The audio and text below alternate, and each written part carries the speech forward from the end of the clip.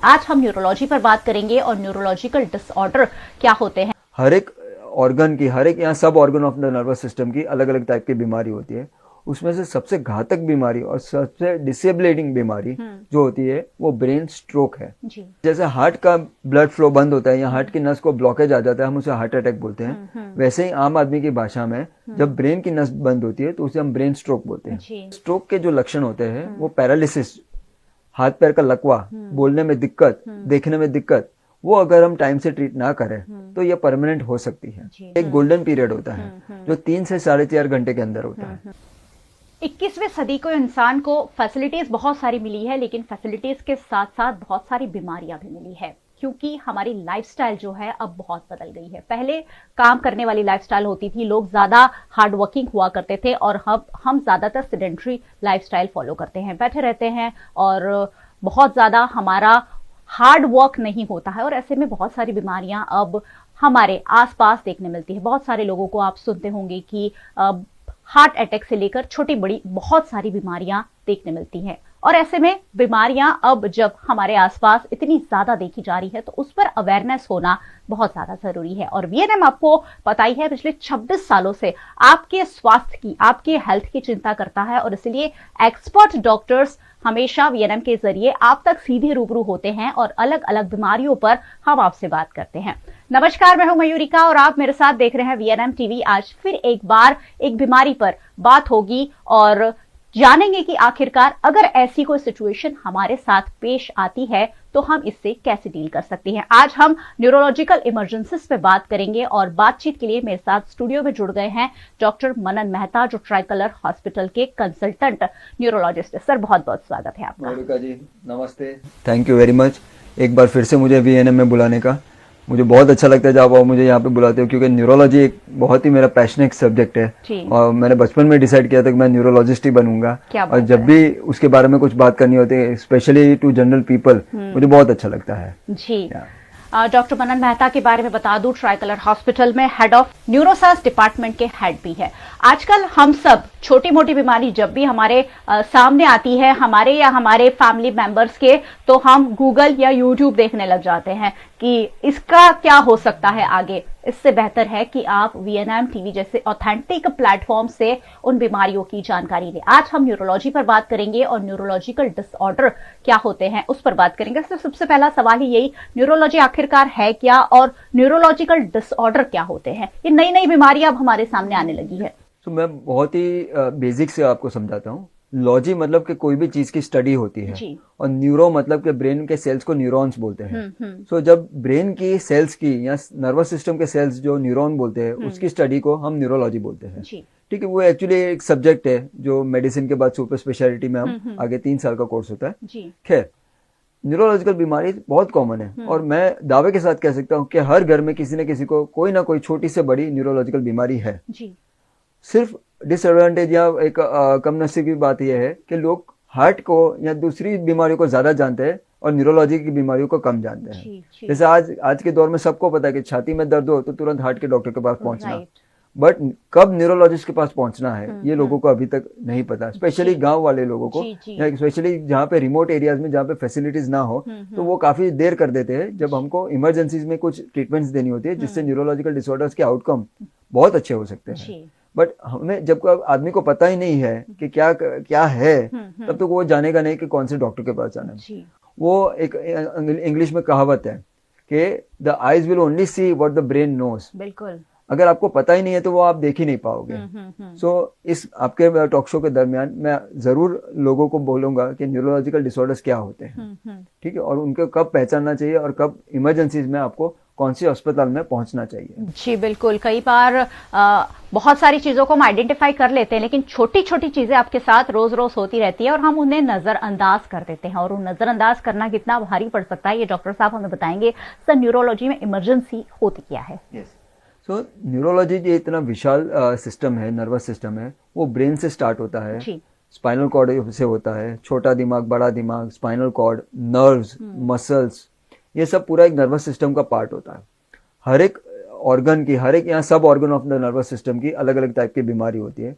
उसमें से सबसे घातक बीमारी और सबसे डिसेबलेटिंग बीमारी जो होती है वो ब्रेन स्ट्रोक है।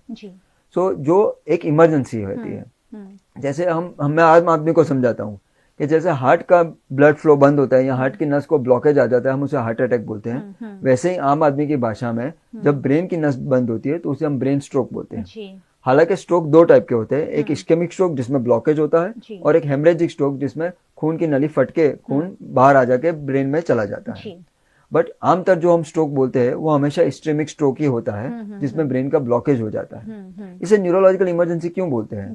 क्योंकि स्ट्रोक के जो लक्षण होते हैं वो पैरालिसिस, हाथ पैर का लकवा, बोलने में दिक्कत, देखने में दिक्कत, वो अगर हम टाइम से ट्रीट ना करें तो ये परमानेंट हो सकती है।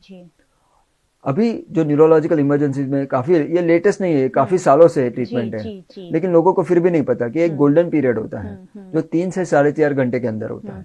अगर वो गोल्डन पीरियड को हम समझ के ऐसे कोई अस्पताल में पहुंच जाए कि जहाँ पे MRI, CT scan, neurologist, intensivist की सारी फैसिलिटीज है, तो हम काफी सारे पेशेंट्स को बचा सकते हैं, उनको एक परमानेंट डिसेबिलिटी से बचा सकते हैं। एग्जाम्पल मैं आपको देता हूँ, कोई एक रिक्शा ड्राइवर है जो सिर्फ एक ही आदमी है उसके घर में जो कमाने वाला है, अगर उसी के हाथ में लकवा मार जाए तो आप देखो वो खुद पैरालाइज नहीं होगा, उसका पूरा परिवार पैरालाइज हो जाएगा। ठीक है। सो मैम एक बहुत ही सिंपल न्यूमोनिक हमारे न्यूरोलॉजी फ्रेटर्निटी ने बनाया है जिसे बोलते हैं बी फास्ट। या आई थिंक बहुत सारे चैनल्स में बताया गया है, काफी लोगों ने, मेरे कलीग न्यूरोलॉजिस्ट है, न्यूरोसर्जन से काफी लोगों ने बोला, लेकिन मैं फिर भी एक बार लोगों के लिए बताता हूँ। बी फास्ट मतलब BEFAST, B for balance, E for eye problem, F for face problem, A for arm weakness, S for speech difficulty and T is for time। आपको बैलेंस में प्रॉब्लम है, आंखों में दिक्कत, देखने में दिक्कत हो गई अचानक, आपके फेस, चेहरा टेढ़ा हो गया, तिरछा हो गया, मुंह एक साइड का तिरछा हो गया, आर्म में, हाथ में वीकनेस है, कुछ पकड़ने में वीकनेस है या फिर बोलने में जुबान लड़खड़ाती है, तो आप time sir, T is very important कि टाइम सर ऐसे स्ट्रोक रेडी हॉस्पिटल में पहुंचिए कि जहाँ पे आप गोल्डन आवर का फायदा उठा सकते हैं। और थ्रोम्बोलिसिस एक इंजेक्शन होता है जो खून का थक्का, अगर टाइम सर चुनिंदा पेशेंट्स में जो क्राइटेरिया फुलफिल होता है उनको देते हैं तो ये स्ट्रोक के सिम्टम्स काफी अच्छी तरह रिवर्स हो सकते हैं। एक स्टेप में हम और ले जाता हूँ मैडम कि अलॉन्ग विथ थ्रोम्बोलिसिस, जैसे हार्ट की एंजियोग्राफी करके हम हार्ट में स्टेंट रखते हैं जो काफी लोगों सबको पता है, वैसे ही ब्रेन की एंजियोग्राफी करके हम ब्रेन में जो थक्का होता है वो पूरे थक्के को बाहर निकाल सकते हैं। तो मेजर स्ट्रोक जब बहुत बड़ा लकवा होता है कि बोलने में एकदम दिक्कत होती है, अनकॉन्शियस पेशेंट होता है, उन सब में ये दोनों treatment is giving wonderful result. ठीक है। ऐसा नहीं कि हम सभी पेशेंट्स को दे देंगे, बट कोई पेशेंट जो क्राइटेरिया फुलफिल करता है वो उसको डेफिनेटली इस ट्रीटमेंट का फायदा लेना चाहिए, उससे उसकी फैमिली को भी फायदा होता है मैम। ठीक है जी, बिल्कुल। सो ये जो मैं आपको बोलना चाहता हूँ कि स्ट्रोक जो है वो एक न्यूरोलॉजिकल इमरजेंसी है जिसमें गोल्डन आवर को हमें बहुत अच्छी तरह पहचान के, जो लास्ट इन ऑनसेट है, मतलब कि आप मानो कि 9 बजे ब्रेकफास्ट कर रहे हैं और अचानक 9:05 को आपको एकदम बोलने में दिक्कत आ गई और हाथ से चाय का कप गिर गया, तो that is the time of onset कि 9:05 को ये आपको हुआ, तो आप 4 घंटे के अंदर कोई स्ट्रोक रेडी हॉस्पिटल में पहुंचिए जहाँ पे आपको ये सुविधा मिल सकती है।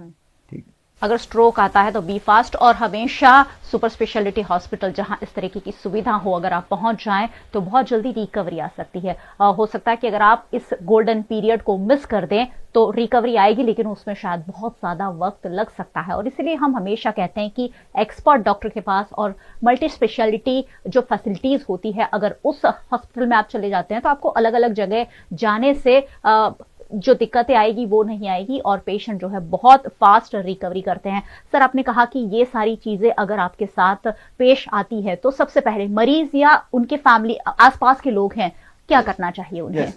जो जैसे ये आम आदमी की भाषा में बहुत सिंपल समझाया गया है कि ये सिम्टम्स जैसे चेहरे का तिरछापन, बोलने में दिक्कत, हाथ में बाजू में वीकनेस या बैलेंस में दिक्कत, तो तुरंत ही हमें 108 को कॉल करना है या जल्दी कोई भी नजदीकी हॉस्पिटल में है। यूजुअली आम आदमी क्या करते हैं कि वो ये गलती कर बैठे हैं कि हाँ बीपी कम हो गया होगा या शुगर कम हो गया होगा, चलो कुछ नींबू पानी साइड में बैठा के करते हैं। सी, ये हम मानवता की भावना से करते ही और करना ही चाहिए, बट ये हम we are missing on important that time window.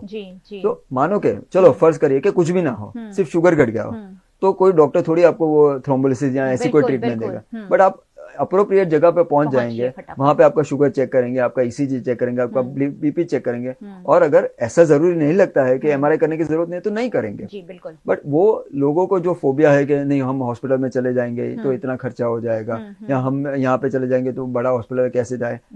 लोग क्या करते हैं मैम कि वो अपने सालों के साथ पुराने जो डॉक्टर है उनके, जो ऑफ कोर्स क्योंकि because they are their family doctors, तो उनका सलाह, बट कई बार उनको पहुंचने में दिक्कत होती है कि वहां पे उनको कांटेक्ट करने में दिक्कत होती है, तो हम समझते हैं कि चलो वो डॉक्टर साहब शाम को बैठते हैं, उनको दिखाएंगे, फिर बाद में वो जो जैसा बोलेंगे वैसा करेंगे। बट अच्छी बात यह है कि अगर आपने आजकल देखा होगा तो मिस्टर धोनी साहब, he is put an video on the social media के स्ट्रोक के अवेयरनेस के लिए, तो ये हमारे लिए अच्छी बात है क्योंकि वो उनके फैन तो पूरे वर्ल्ड में है, तो लोगों को और पता चलेगा कि rather than going here and there, आप कोई ऐसी हॉस्पिटल में पहुंच जाइए कि जहाँ पे सारी फैसिलिटीज हो।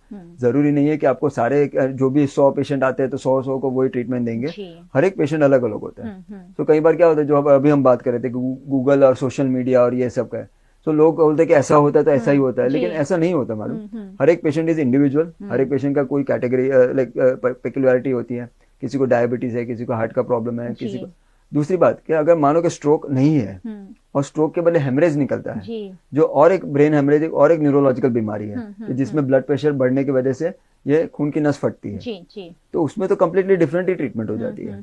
सो again idea is to reach stroke ready hospital in emergency on time. ठीक है, जैसे मैं इश्केमिक स्ट्रोक के बारे में बात कर रहा हूँ कि जिसमें ब्लड क्लॉट हो जाता है, वैसे ही जब बीपी बढ़ता है तो वो ब्रेन हेमरेज होता है, तो जिसमें नस फट के ब्रेन में चली जाती है और उसकी वजह से भी पैरालिसिस होता है। वो भी एक न्यूरोलॉजिकल इमरजेंसी है। क्यों? कि अगर हम टाइम सर बीपी को कंट्रोल करें, as early as possible BP को नॉर्मल लाएं, ठीक है, तो that will be the real challenge के पेशेंट को लॉन्ग टर्म बेनिफिट हो, लॉन्ग टर्म पैरालिसिस का असर ना हो। कुछ पेशेंट्स में, ब्रेन हेमरेज के पेशेंट में सर्जरी की भी जरूरत है, तो वो टाइमली सर्जरी होती है, तो उसमें भी आउटकम आर फैंटास्टिक।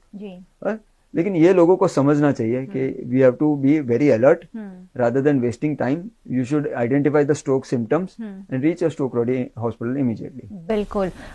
आजकल हम अपने फोन में बहुत सारी चीजों को सेव करके रखते हैं कि ये जरूरत के वक्त हमें काम आएगी, तो अगर ऐसी चीजों के लिए भी अगर हम प्रिपेयर रहते हैं तो आप सोचिए आपके आसपास के लोगों की जिंदगी कितनी आसान हो जाएगी। अगर आप सड़क पर चल रहे, किसी को ब्रेन स्ट्रोक आया और आप एक नंबर पर कॉल करके फौरन उन्हें उस अस्पताल में पहुंचा देते हैं तो उनकी जिंदगी बच सकती है, आपके परिवार की जिंदगी, आपके परिजन की जिंदगी बच सकती है। और इसलिए इन सारी चीजों के लिए सर ने कहा कि स्ट्रोक रेडी हॉस्पिटल, मुझे लग रहा है कि स्ट्रोक रेडी हॉस्पिटल कौन सी है वो सारी चीजें सर्च करके हमारे मोबाइल में फिट होनी चाहिए कि हम फटाफट वहां पहुंच सके और हमारे जाने से पहले अगर उन्हें हम इन्फॉर्म कर सके कि इस तरीके की प्रॉब्लम है एंड वी आर रिचिंग, तो शायद बहुत जल्दी हमें उस सारी चीजों की फैसिलिटी मिल सकती है, वो ट्रीटमेंट मिल सकती है। सर ये ट्रीटमेंट कैसी होती है और रिकवरी आने में क्या टाइम लग सकता है? So again it all depend on the individuality. जैसे मैंने बोला कि विंडो पीरियड जो गोल्डन आवर्स होता है, जिसे हम विंडो पीरियड भी बोलते हैं, उसमें जो ट्रीटमेंट होती है वो एक इंजेक्शन होता है, वो जैसे नॉर्मल कोई हम इंजेक्शन देते हैं वैसे ही देना होता है, वेन्स में देना होता है। ठीक है, उसे हम थ्रोम्बोलिसिस बोलते हैं, जो खून का थक्का और थोड़ा डिसॉल्व करने में हेल्प करता है। दूसरा होता है कि जब मेजर वेसल बंद हो, कि तीन वेसल्स होती है ब्रेन में, जो उसमें से कोई भी मेजर वेसल बंद हो तो उसमें हम कैथ लैब में पेशेंट को ले जाते हैं, वहां पे एंजियोग्राफी करके वो खून का थक्का बाहर निकालने की कोशिश करते हैं। Ma'am clear cut scientific data पूरे वर्ल्ड में क्लियर है कि जिनको ये इमरजेंसी सुविधा मिली vis-a-vis जिनको वो सुविधा नहीं मिली, तो at the end of 1 to 3 months जिनको ये सुविधा मिली दे आर इंडिपेंडेंट, कि उनको अपने दिनचर्या के काम करने की दिनचर्या में कोई डिफिकल्टी नहीं होती है, वो खुद का काम खुद से कर सकते हैं। और हमें पता है कि लकवे के पेशेंट्स को अगर ट्रीटमेंट नहीं मिलती है या फिर बड़ा लकवा हो गया उनको डेफिसिट रह जाती है, तो वो खाना पीना नहीं खुद से खा सकते, लेटरिन और पेशाब से खुद से नहीं कर सकते, चलना, नहाना, धोना, कपड़े पहनना, उसमें काफ़ी दिक्कतें आती है। और बिकॉज आपको पता है कि जो कॉस्ट ऑफ लिविंग है, मेडिकल कॉस्ट है, वो सब बढ़ती जाती है, तो उसमें लोग लाइक फिर फिजियोथेरेपिस्ट को रखना, फिर केयर टेकर को रखना, वो एयर बेड लाना, बहुत सारी परेशानी होती है। सो हम अगर स्मार्टली अगर ऐसा ट्रीटमेंट लेते हैं तो आफ्टर इफेक्ट्स के जो खर्चे होते हैं या आफ्टर इफेक्ट्स के जो कॉम्प्लिकेशन होते हैं उससे भी हम बच सकते हैं। रिकवरी फास्ट होती है डेफिनेटली। और इसीलिए हमेशा फटाफट हॉस्पिटल पहुंचना चाहिए अगर ऐसी कोई भी चीज होती है। तो वैसे कोई भी जब एक्सपर्ट डॉक्टर आते हैं तो बीमारी और बीमारी के इलाज की तो मैं बात पूछती हूँ, सबसे अहम बात मैं आपके लिए जरूर पूछती हूँ और वो है कि ये बीमारी होती क्यों है और ऐसा क्या हो सकता है कि ऐसी बीमारियां हमें ना हो। सर, इसकी वजह क्या है न्यूरोलॉजिकल डिसऑर्डर्स की, और कुछ ऐसा है कि उससे बचा जा सके? मैम, अगर न्यूरोलॉजिकल डिसऑर्डर्स के तो बहुत सारे कारण है, अगर लेकिन हम स्ट्रोक के बारे में बात कर रहे हैं तो ये तो बहुत ही फंडामेंटली बेसिक है मैम। इसमें तो कोई रॉकेट साइंस है ही नहीं, ये कोई भी इजीली कर सकता है, क्योंकि इसके रिस्क फैक्टर्स क्या है? खून जाड़ा होने का रिस्क फैक्टर, जैसे डायबिटीज है, ब्लड प्रेशर है, कोलेस्ट्रॉल है, ओबेसिटी चर्बी है, वेट ज्यादा वेट हो जिसके that is obesity, heart disorders होते हैं, ठीक है, स्मोकिंग, अल्कोहल, तंबाकू के व्यसन होते हैं। तो ये तो 100 में से 80 या 90% लोगों को यही कारण निकलते हैं। सो हम जो बोलते हैं there is no rocket science, कोई सीक्रेट इंग्रेडिएंट नहीं है। हम अगर चाहिए 5-7 चीजों को ध्यान रखें तो हम क्या स्ट्रोक के हमें 90% बीमारियां नहीं होगी। तो ये रिस्क फैक्टर्स होते हैं मैम। तो लाइफस्टाइल और साथ ही कुछ ऐसी बीमारियां जिससे हम इग्नोर करते हैं, हम सोचते हैं कि डायबिटीज है तो क्या है, ठीक है दवाई ले रहे हैं और काम चल रहा है। तो मैंने ऐसे बहुत सारे लोगों को देखा है जो 300 डायबिटीज में भी बड़े मजे से स्वीट खा लेते हैं और कहते हैं कि ठीक है स्वीट कंट्रोल में है। तो ये सारी चीजें लीड करती है अलग बीमारियों से। तो आप अपना काफी लोगों को पूछा होगा बीपी, अरे 180, अरे मेरा 180 रहता है, ये बीपी ये तो नॉर्मल है, मेरा बीपी 180 रहता है, ये तो मेरे लिए नॉर्मल है। मैं हमेशा बोलता हूँ कि स्ट्रोक, हार्ट अटैक या कोई भी इमरजेंसी या न्यूरोलॉजिकल इमरजेंसी कभी भी बता के नहीं आएगी। दूसरी बात, हम रोज बाइक चलाते हैं तो रोज एक्सीडेंट नहीं होगा, बट हमें रोज हेलमेट पहनना पड़ेगा, ठीक है। सो हमें रोज अपने बीपी को कंट्रोल रखना है, शुगर को कंट्रोल रखना है, एक्सरसाइज करना है, स्ट्रेस कम लेना है, खाने को कंट्रोल रखना है। तो और एक बार क्या, ये जिसके साथ नहीं हुआ ना वो इसकी अहमियत नहीं समझ पाएंगे। सो जिसके साथ हो चुका है, जिसने ये और ये अनगिनत एग्जाम्पल्स है आपके पास कि हम देख रहे हैं कि 40 साल के आदमी को, डॉक्टर्स को, कोई भी हार्ट अटैक आ जाता है, ब्रेन स्ट्रोक आ जाता है। कितने यंग पेशेंट्स में ये सारे डिसऑर्डर्स देखे गए हैं। सो वाई नॉट बी केयरफुल और मस्त जिंदगी रहे, हम अपने परिवार के साथ अच्छा टाइम बिताए। बिल्कुल, जब बीमारी आती है तो पेशेंट तो परेशान होते ही हैं, उसके आसपास वाले जो लोग होते हैं वो भी बहुत ज्यादा परेशान हो जाते हैं। सर ने जैसे कहा कि जब एक व्यक्ति को पैरालिसिस या ऐसा कुछ हो जाता है तो उनकी सारी रूटीन मेंटेन करना बहुत मुश्किल होता है, और आजकल हम सबके पास टाइम नहीं है, किसी के पास टाइम नहीं है, और ऐसे में बीमारी के लिए भी हम सबको टाइम नहीं होना चाहिए। और बीमारी के लिए टाइम तब नहीं होगा जब हम खुद के लिए टाइम निकालेंगे और खुद थोड़ा सा अपने आप को चुस्त दुरुस्त रखेंगे, और ये सारी जो बीमारियां हैं जिसे हम बहुत नॉर्मल लेते हैं उस पर अगर गौर करेंगे तो शायद बहुत सारी चीजों से बच सकेंगे। सर, एक टेक अवे मैसेज अगर हमारे ऑडियंस को हम देना चाहें तो? आई थिंक जैसे मैंने पहले बोला कि there is no success, secret success का formula. It is very boring, क्या रोज एक्सरसाइज करो, अपना डाइट का ध्यान रखो, लेकिन हमेशा बोलते हैं जो बोरिंग चीजें होती है वही लॉन्ग टर्म में रिजल्ट बहुत अच्छे।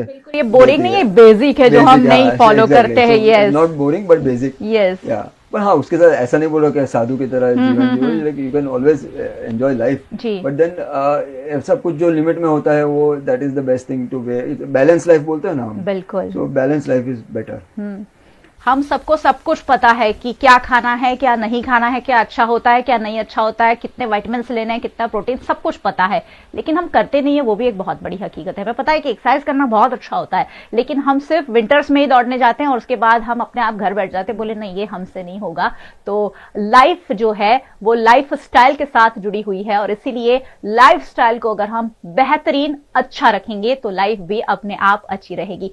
स्ट्रोक की बात तो हम कर ही रहे हैं, और न्यूरोलॉजिकल इमरजेंसीज क्या होती है सर? स्ट्रोक्स के अलावा और कौन से न्यूरोलॉजिकल इमरजेंसी? 3 इमरजेंसीज मुझे लगता है अपार्ट फ्रॉम स्ट्रोक जो has to be addressed immediately. Number 1 is status epilepticus, जिसका मतलब है कि मिर्गी के दौरे जो आना, जिनको मिर्गी की बीमारी होती है पहले से या फिर नहीं पहले से या पहली बार स्टार्ट हुई है, उनको लगातार मिर्गी आना या आधे घंटे के अंदर मिर्गी आते ही रहना और बिल्कुल होश ना आना, उसे हम स्टेटस एपिलेप्टिकस बोलते हैं।